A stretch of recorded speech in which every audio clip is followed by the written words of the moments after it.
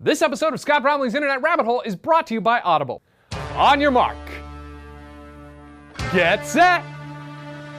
Go!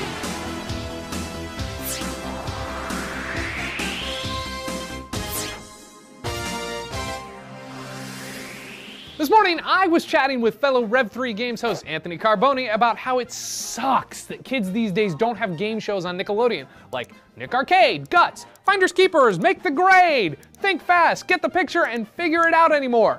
When he revealed to me that he was actually on Legends of the Hidden Temple when he was a kid. What? So of course I immediately ran away from the conversation because I'm socially awkward, and then I jumped over to YouTube to find his episode. Y'all remember Legends of the Hidden Temple? If not, you were probably born in the late 90s, or your parents hated you and didn't have cable. But anyway, the best way I can describe Legends of the Hidden Temple is like if Indiana Jones got drunk one night and banged Ice, Diamond, and Zap from the American Gladiators. But instead of them getting normal pregnant, they gave birth to game show parts and a giant talking stone head. Oh yeah. Actually, that's kind of gross. Anyway, Legends would have 6 teams of 2 kids either on the Silver Snakes, Purple Parrots, Red Jaguars, Green Monkeys, Orange Iguanas, or the Blue Barracudas, who would first compete in some sort of moat challenge in an indoor swimming pool, and then the 4 who actually completed it first would move on to the Steps of Knowledge round, which, if it weren't for the sassy delivery of the talking head Olmec, would be the most boring 5 minutes of television ever. Anyway, after the Steps of Knowledge round was over, only 2 teams would remain, and they would compete in 3 temple games for Pendants of Life that would save them if they were caught by a temple guard in the final round. Fuck, do you guys remember the temple guards? They were made of just pure nightmares. Oh, what's that, kid? You think you're going to assemble the shrine of the silver monkey in peace? Fuck no! You're coming with me into my temple filled with blood and snakes where you'll never see your parents again and have to eat spiders! Oh, I'm going to enjoy that trip to space camp! But again, I'm getting off track. Back to Anthony on Legends of the Hidden Temple. Well, I like to draw, and How long have you been drawing? since forever, it's What's your favorite thing to draw? landscapes. So anyway, I skipped ahead to his team's temple run. Spoiler alert, his team made it to the final round. When all of a sudden, I see something familiar in the temple. Is that the 1-ton human hamster wheel from Double Dare? It is! So of course, I started watching old episodes of Double Dare for like 3 hours straight. Seriously, for 3 hours. And I learned something. A, the questions now are so dated, they're actually really hard to answer. And B, some of the physical challenges were just downright mean. Nobody on the planet can land a paper airplane in a mailbox in 20 seconds. Nobody. But I'm getting off track.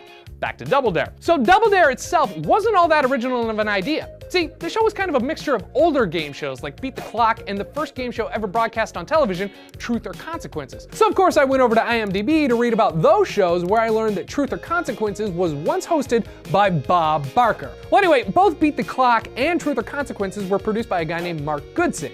And Mark Goodson produced pretty much every game show on the planet, like Family Feud, Match Game, Concentration, What's My Line, which was later ripped off on Nickelodeon in the form of Figure It Out with Summer Sanders. Mark Goodson even produced a version of Double Dare with Alex Trebek that had no slime or fun. Which got me thinking about Mark Summers again. And I went to YouTube, where I found his original audition tape for Double Dare, where he revealed that he used to be a writer for Truth or Consequences with Bob Barker, who then left that show to host not only the best game show of all time, but the best thing to watch when you were homesick from school, The Price is Right, which coincidentally was also A Mark Goodson television production. And that got me over to YouTube to watch old Price is Right episodes, and I saw that a lot of celebrities were on that show before they were famous. People like Linda Cardellini from Freaks and Geeks and Mad Men, Vanna White from Wheel of Fortune, and Aaron Paul from Breaking Bad. Bitch.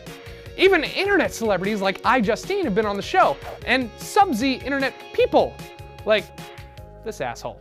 Scott Bromley, come on down. Yes, I was once on The Price is Right, and no, I was not wearing a fat suit. I used to weigh 315 pounds. And now I work at Rev3 Games with Anthony Carboni, who was on Legends of the Hidden Temple. What does this all mean? I don't know. I guess if you want to work at Rev3 Games, it probably helps if you've been on a game show before? Yeah, that sounds about right. I just wanted to talk about Nickelodeon game shows on here. Well, that's all the time I have for you this week. I hope you had fun traveling through this internet rabbit hole with me. And if I left anything out or got anything wrong, let me know about it in the comments below.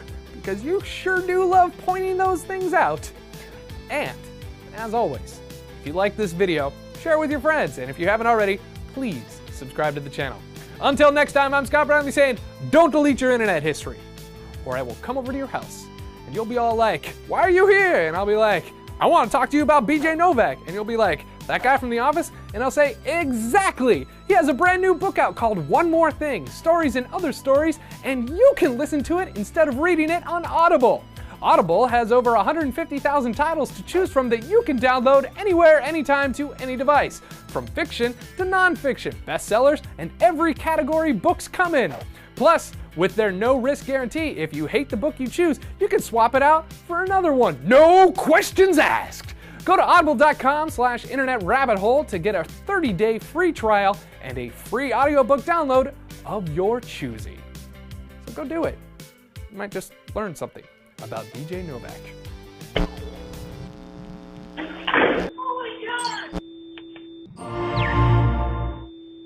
Chastity, you want to hear me do the Double Dare rules? All right, here we go.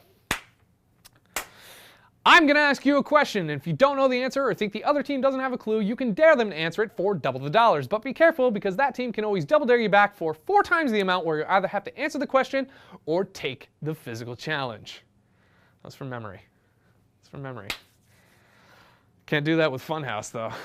Funhouse, no one knows the rules to Funhouse. Say, hey, I'm JD Roth. Here's some hot, identical twin cheerleaders. Hey, Tiny, the fat announcer that is ironically named Tiny, tell them what they'll win. Well, they won a skateboard by Nash.